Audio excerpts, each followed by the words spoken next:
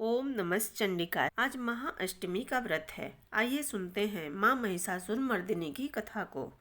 मैं उस भगवती महालक्ष्मी का भजन करता हूँ जो अत्यंत प्रसन्न मुख वाली कमल के आसन पर विराजमान है और जो अपने हाथों में रुद्राक्ष की माला, परशु, गदा, बाण, वज्र, कमल, धनुष, कुंडिका, दंड, शक्ति, खड्ग, ढाल, शंख, घंटा, त्रिशूल, पास एवं चक्र धारण कर रही हैं और महिषासुर का मर्दन करने वाली हैं। ऋषि बोले, प्राचीन काल में देवता तथा दैत्यों में पूरे 100 वर्ष युद्ध होता रहा। उस समय दैत्यों का स्वामी महिषासुर था एवं देवताओं का स्वामी इंद्र था। उस संग्राम में देवताओं की सेना महाबली दैत्यों से हार गई। तब सभी देवताओं को जीतकर महिषासुर इंद्र बन बैठा। हार खाकर सभी देवता ब्रह्मा जी को अग्रणी बनाकर वहां गए जहां विष्णु तथा शंकर जी विराज रहे थे। वहां पर देवताओं ने महिषासुर के सभी उपद्रव एवं अपने पराभव का पूरा वृतांत कह सुनाया। उन्होंने कहा, महिषासुर ने तो सूर्य, इंद्र, अग्नि, पवन, चंद्रमा, यम, वरुण तथा अन्य सभी देवताओं के अधिकार छीन लिए।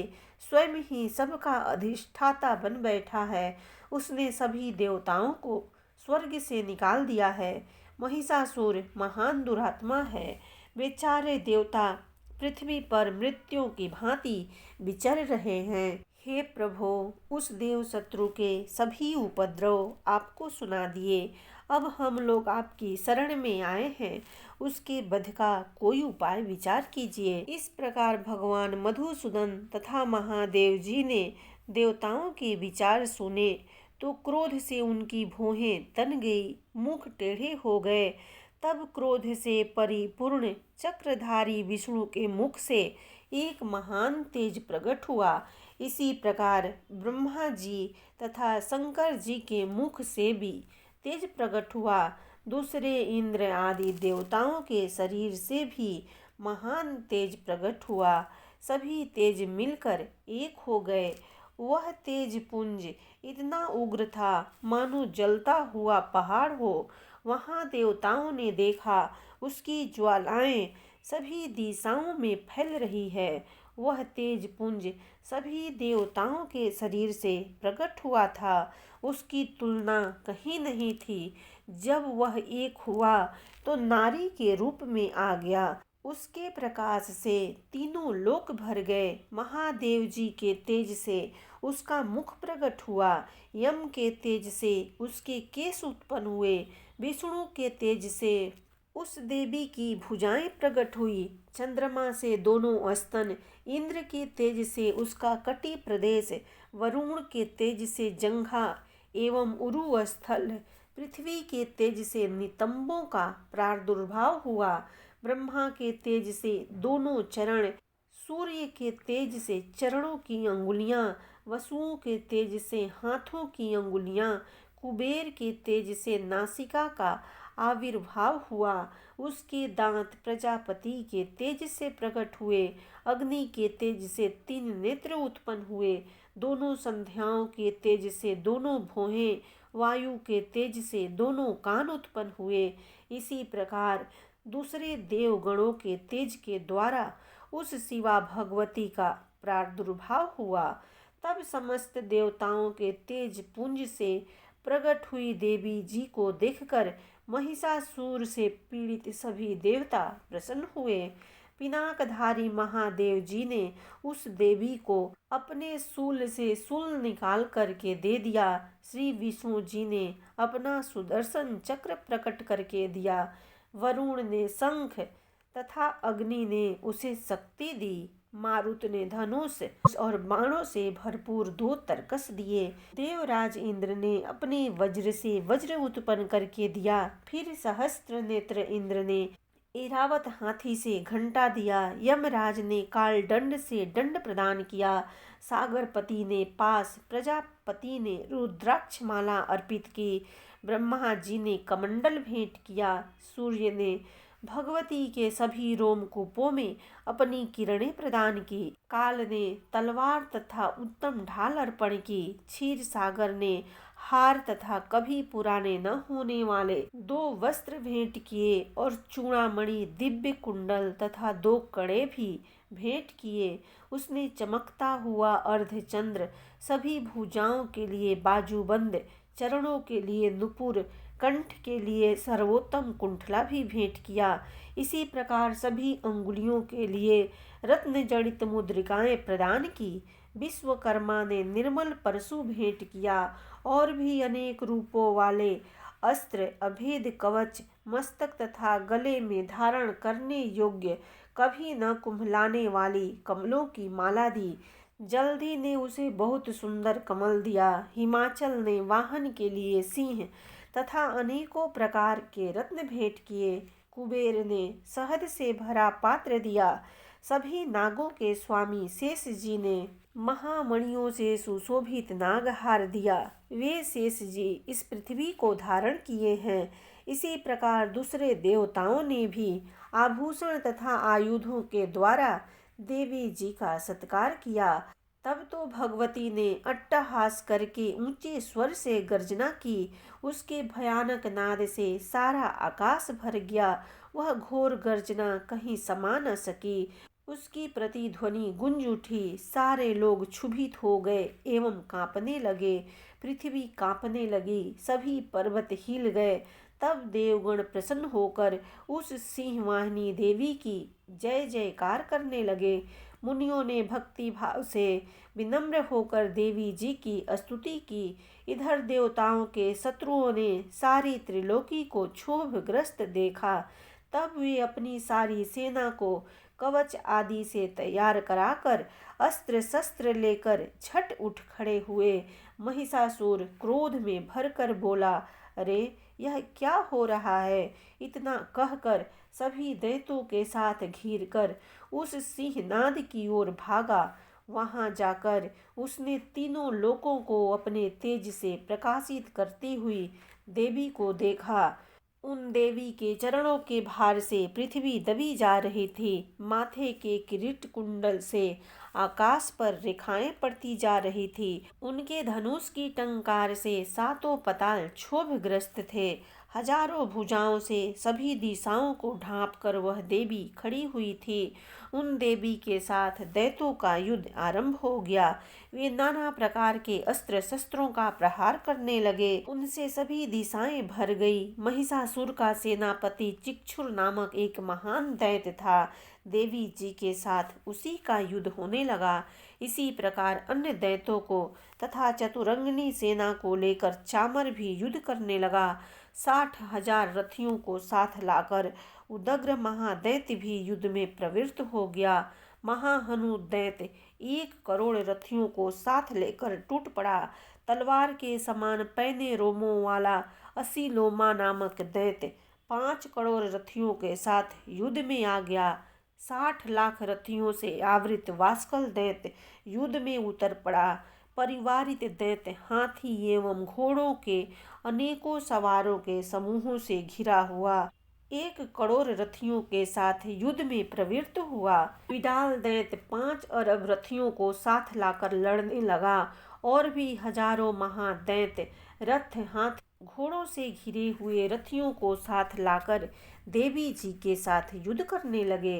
वे महाअसुर करोड़ रथियों एवं हस्ती सवारों से घिरे हुए उस युद्ध स्थल में आकर डट गए।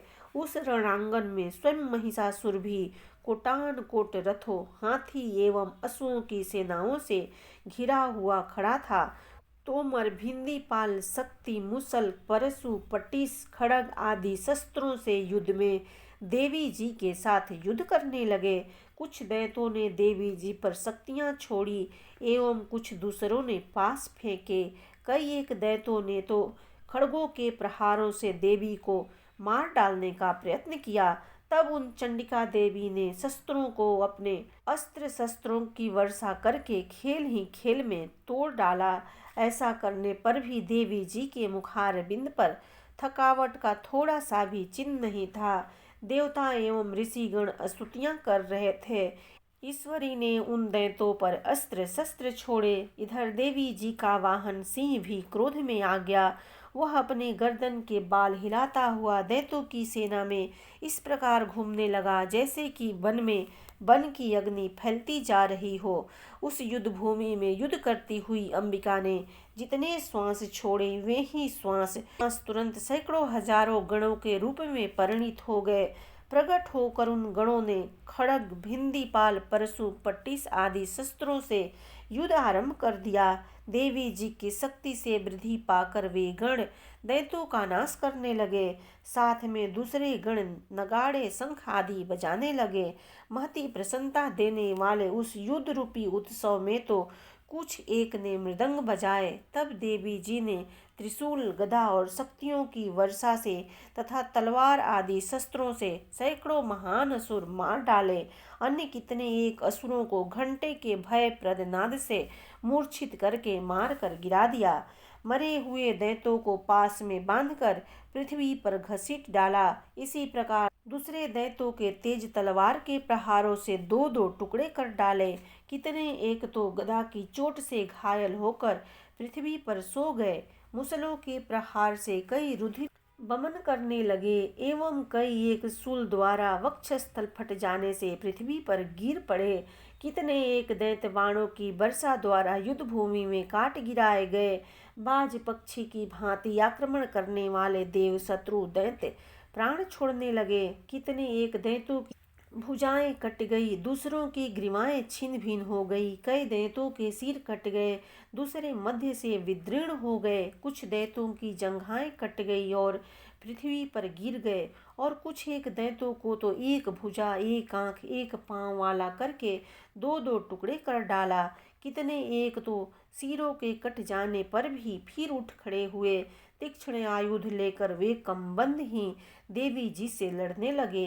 कई एक धड़ नगाड़ों के लय पर नाचने लगे।